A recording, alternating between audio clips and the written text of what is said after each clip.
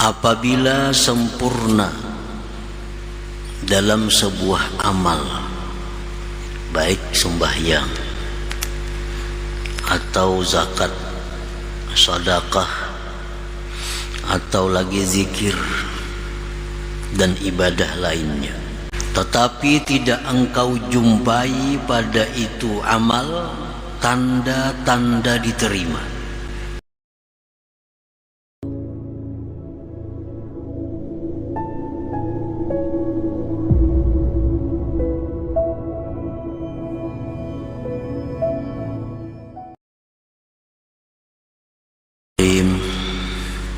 berkata Imam Ahmad ibnu Athaillah As-Sakandari rahimahullah, la tay'as min qabuli amal lam tajid bihi wujudal hudur farubbama qubila minal amal ma lam tudrik thamaratahu ajila. Artinya, janganlah engkau berputus asa dari diterimanya amal ibadah yang mana engkau tidak mendapati pada amal itu akan kehadiran hati bersama Allah. Maka terkadang diterima sebuah amal, sesuatu yang tidak kamu perdapati buahnya di dunia ini, ajilah. Nah, para muhibbin rahimakumullah, idza tawaffarat fil amal syurutul qabul walakin la tajidu bihi alamatal qabul minal halawah wal lazzah wal huduri ma'allah fala tay'as min qabulih li'annahu su'uzzan birabbik. Apabila sempurna dalam sebuah amal, baik sembahyang atau zakat, sedekah, atau lagi zikir dan ibadah lainnya, apabila sudah sempurna di dalam suatu amal ibadah itu syarat-syarat untuk diterima oleh Allah, tetapi tidak engkau jumpai pada itu amal tanda-tanda diterima. Artinya syarat untuk diterimanya sebuah amal itu sudah dipenuhi, sudah dilaksanakan, tetapi waktu kita beramal itu tidak ada kita merasakan tanda-tanda diterima.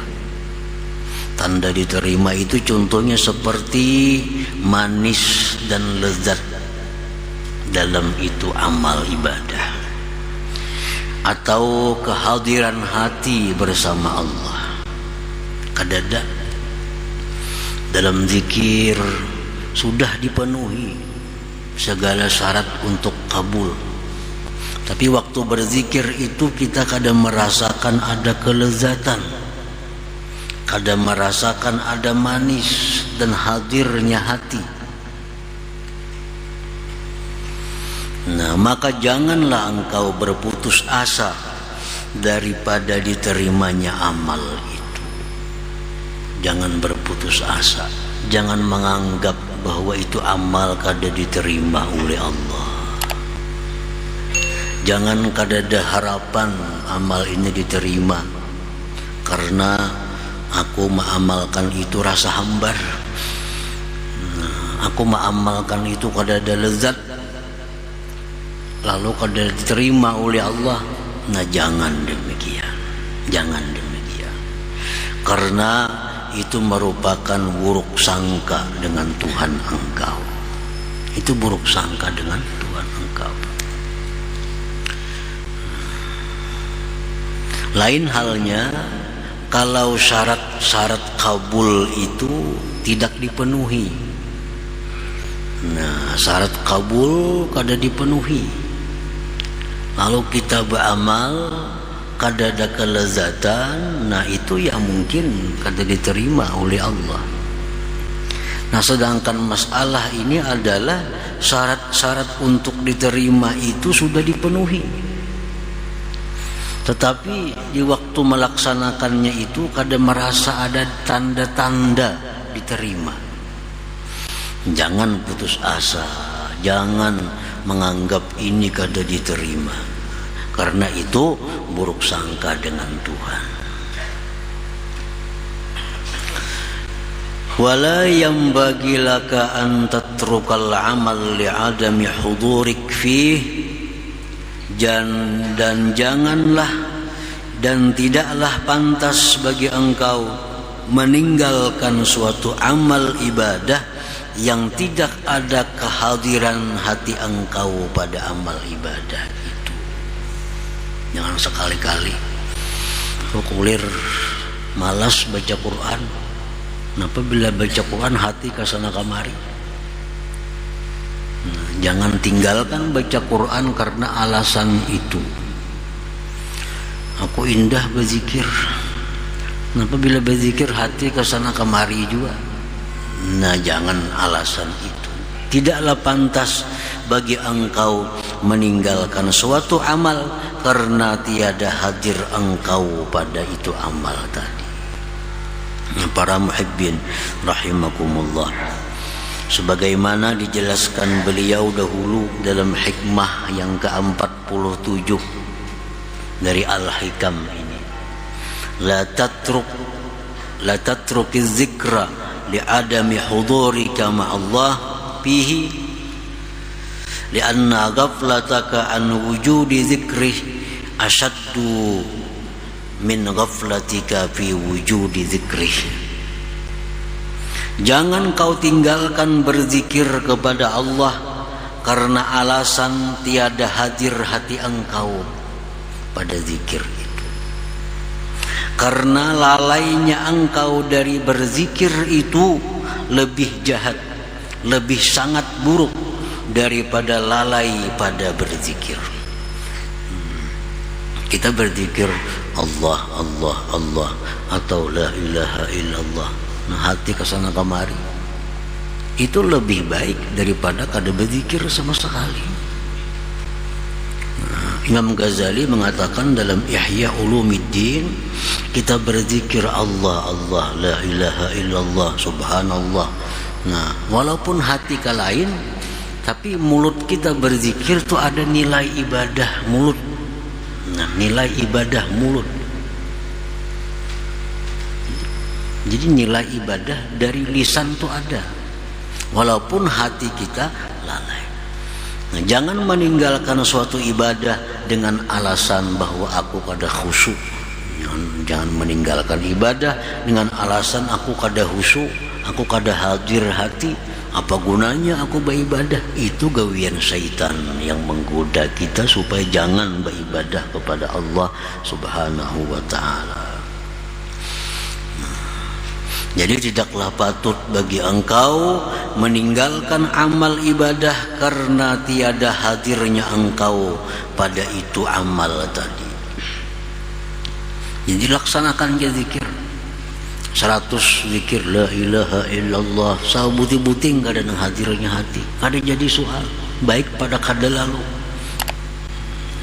baik pada perai lalu, pada muntung kada karuan hati sudah kada karuan, pada muntung beranai hati ke situ kamari. Lebih baik muntung la ilaha illallah, lebih baik muntung ini Allah Allah, lebih baik lisan itu subhanallah. Melarang lisan dulu nang selamat.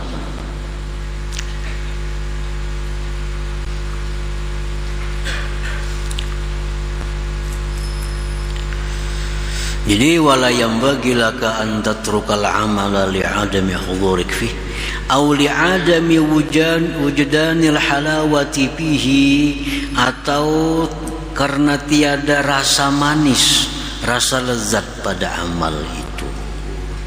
Nah, kada beramal, kenapa aja beramal kada nyaman juga hati. Nah, kenapa baca Quran hati ya kada nyaman juga. baca salawat hati ya kada nyaman juga, lalu kada baca Quran, kada berzikir, alasannya hati kada nyaman, kada lezat. Jangan sampai demikian. Farubbama qabilallahu minal amal ma lam tudrik thamaratahu ajila fayu'tika thawabah bil akhirah. Maka terkadang Allah menerima amal sesuatu yang kamu tidak perdapati buahnya di dunia, maka Dia berikan kepada engkau pahalanya di akhirat kita. Nah, di akhirat kita barangkali ada pahalanya. Nah, kan kelezatan dalam ibadah itu merupakan bagian dari balasan Allah di dunia kepada orang berzikir.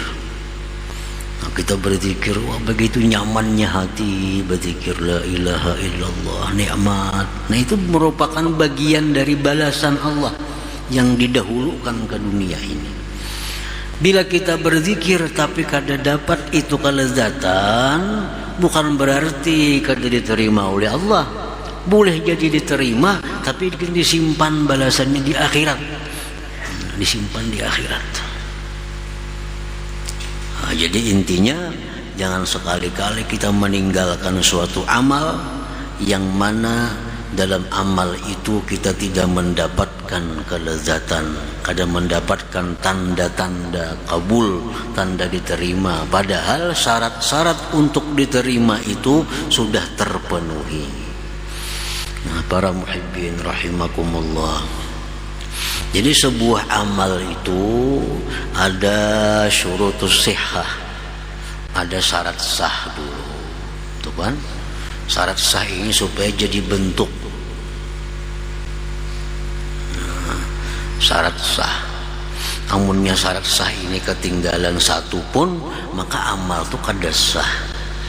Amun kada sah, kada kawa dikatakan satu amal. Misalnya sembahyang. Sembahyang itu ada syurutus sihah, syarat-syarat sah. Kalau syarat sah itu ketinggalan, ya kada sembahyang ngarannya.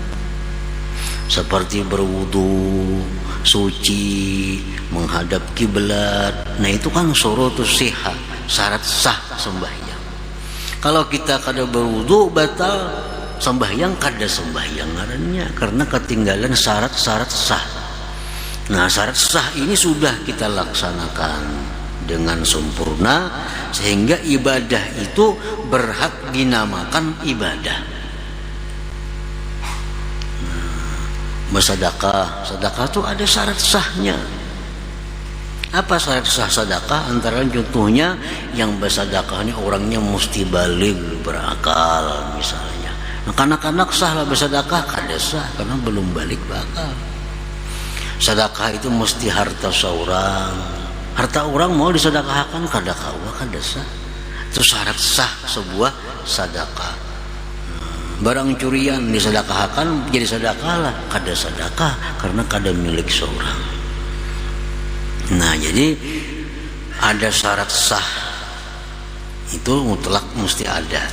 Setiap ibadah yang sudah sah, sembahyang sudah sembahyang ngarannya, zikir sudah zikir ngarannya, wudu sudah wudu karena syarat sahnya komplit. Nah, hanyar dicari syurutul kabul, syarat diterima. Kayak apa supaya yang sah ini diterima oleh Allah? Bila diterima oleh Allah, ada balasan kita. Baik balasannya di dunia ini dikirim Tuhan sedikit dulu atau kena di akhirat.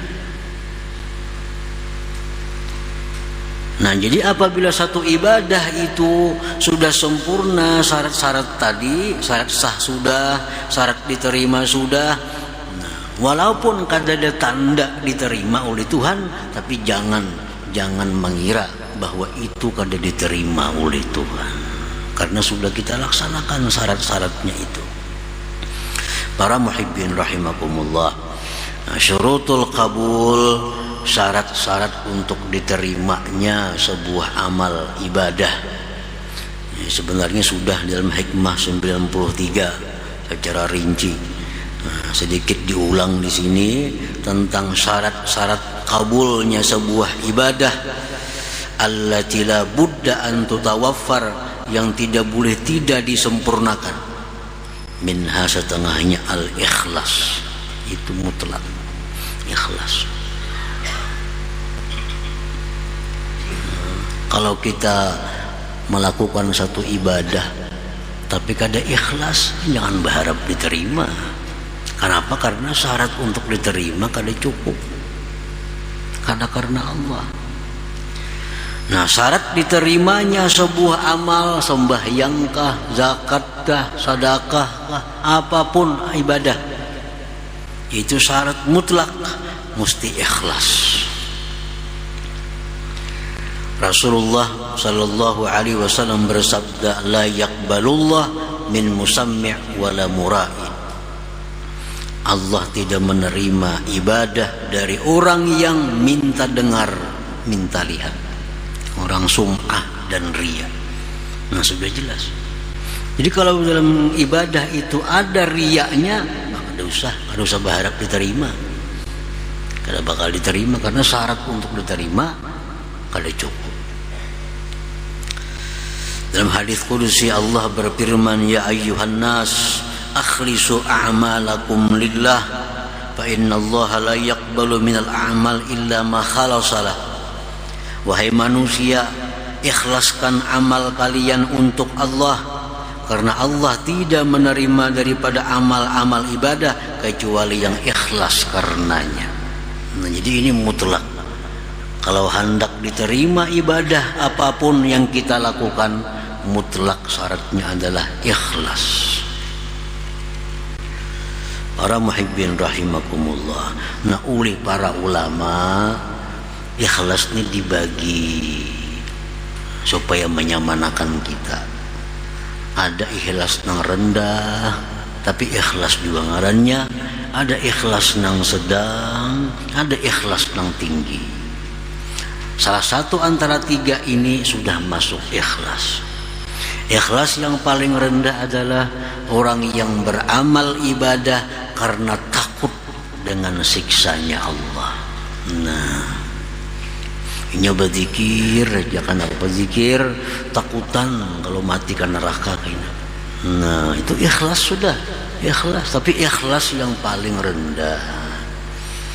Sembahyang tahajud, sembahyang fardu sudahnya rajin. Kenapa? Takutan kalau mati ke neraka, namun kada sembahyang. Takutan kalau dikubur kena diazab, namun kada sembahyang. Nah, ini sudah ikhlas. Walaupun kurang disukai Allah, demikian itu. Nah, tingkatan yang kedua ikhlas juga ngarannya, inya beribadah terdurung janji-janji pahala Allah. Rajin sembahyang, rajin puasa, rajin bersedekah. Kenapa? Hendak ke surga pang mati. Hendak ke surga mati. Lalu rajin beribadah. Ini ikhlas juga lebih baik dari yang pertama tadi. Jadi Imam Ghazali, al-amal 'ala raja a'la minal amal 'alal khauf. Orang yang beribadah itu karena mengharap surga sebagainya lebih baik daripada orang yang beramal karena takut dengan api neraka tadi. Nah, jadi ikhlas yang paling tinggi itu adalah ikhlasnya orang yang beribadah kepada Allah itu semata-mata menjunjung tinggi perintah Allah.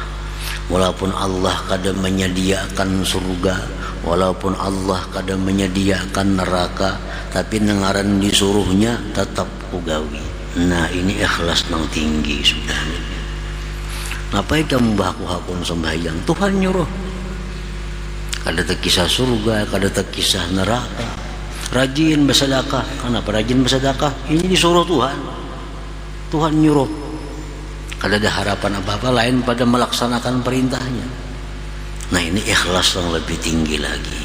Nah, jadi ikhlas semacam itu mutlak syarat untuk diterima sebuah amal. Kita kawajib mengukur diri kita. Kita tadi sembahyang karena apa?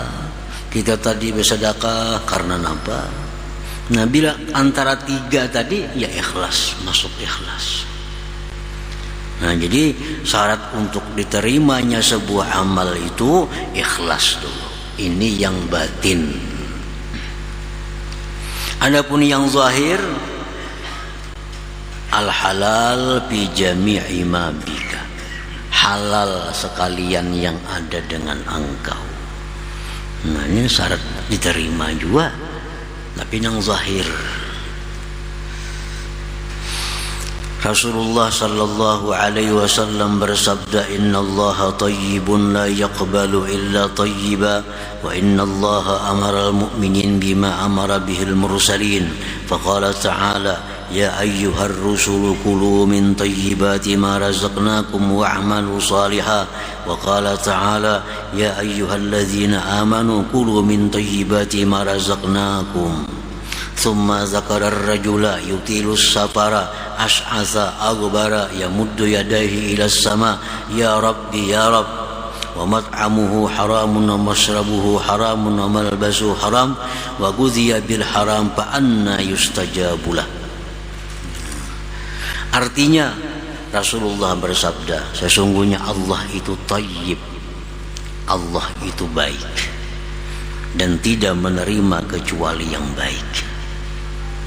Dan bahwa Allah menyuruh orang beriman dengan sesuatu yang Dia suruh para rasulnya. Allah berfirman, wahai para rasul, makanlah yang baik-baik dari rezeki yang kami berikan dan beramallah amal saleh. Allah berfirman lagi, wahai orang beriman, makanlah dari yang baik-baik yang kami berikan rezeki kepada kalian. Lalu Nabi menyebutkan seseorang yang lama dalam musafirnya. Keadaan orang musafir itu usang, berdebu. Dia mengangkat tangannya ke langit sambil berkata, ya Rabbi, ya Rabb, hai Tuhanku, hai Tuhanku. Tapi dia makan, ada yang haram, minumannya ada yang haram, pakaiannya ada yang haram, diberi makan dengan yang haram. Fa'anna yustajabulah, maka mana mungkin diterima baginya. Nah, jadi artinya kalau dalam tubuh kita ini atau pada tubuh kita ini ada sesuatu yang tidak halal, lalu kita bawa beribadah, itu sudah keluputan satu syarat kabul. Nah, bila keluputan syarat kabul ini, jangan berharap kabul, jangan berharap diterima. Orang yang boleh berharap diterima itu orang yang sudah menyempurnakan syarat diterima. Nah, para muhibbin rahimakumullah, wa minha, setengahnya lagi at-taqwa. Nah, taqwa, Allah Ta'ala berfirman, innama yataqabbalullah minal muttaqin. Nah, hanya saja Allah menerima amal ibadah dari orang yang takwa kepada Allah. Nah, jadi kalau kita sudah takwa kepada Allah, kita boleh berharap bahwa ibadah kita itu kabul, diterima oleh Allah. Orang yang suka menggibah, takwalah kepada Allah. Kada takwa, kada takwa. Sembahyang, diterima sembahyangnya, kada bakal diterima. Bersedekah, kada bakal terima. Karena Allah hanya menerima amal ibadah dari orang yang takwa.